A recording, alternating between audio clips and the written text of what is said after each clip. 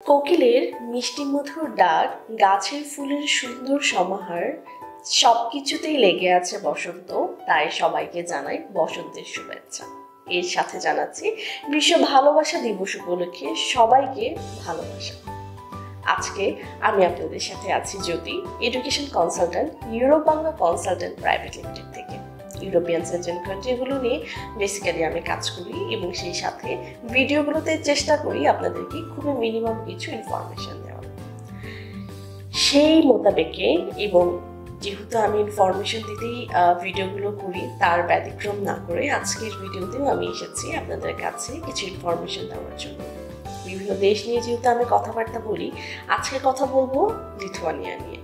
Lithuania নিয়ে already অনেক স্টুডেন্টই অনেক কিছুই জানেন, খুব বেশি কিছু বলার নেই কান্ট্রিগুলো নিয়ে আমার, কেননা লিথুয়ানিয়া ইউরোপিয়ান সেনজেন কান্ট্রিগুলোর মধ্যে লো টিউশন ফিজ হিসেবে খুবই ফেমাস এবং পরিচিত। এবং লিথুয়ানিয়ার ভিসা রেশিও দুর্দান্ত। যারা স্টুডেন্ট ভিসায় পড়তে যেতে চান তারা কিন্তু চাইলেই এখন অ্যাপ্লাই করতে পারছেন। সেপ্টেম্বর ইনটেকের জন্য একদম শেষ সময়ে চলে এসছে। সো আপনার স্কলারশিপ এবং আপনার সিটটি নিশ্চিত করতে গেলে এই সময়টাকে মিস করা একদমই যাবে না।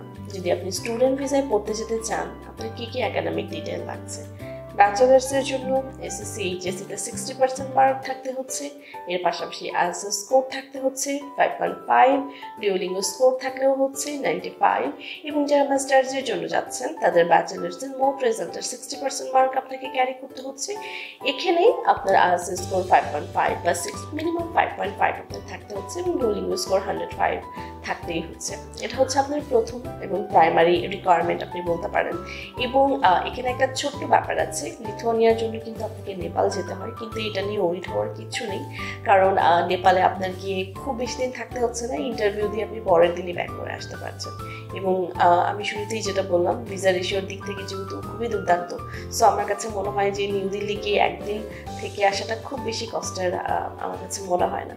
যারা লিথুয়ানিয়া নিয়ে এখনও চিন্তা ভাবনা করছেন, আমার কাছে মনে হয় যে তারা যদি অফিসে এসে কাউন্সিলিংটা নিয়ে যান, সেক্ষেত্রে আপনার ডিসিশন নিতে সুবিধা হবে। আমাদের কাউন্সিলিং এবং অ্যাসেসমেন্ট ফুল ফ্রি।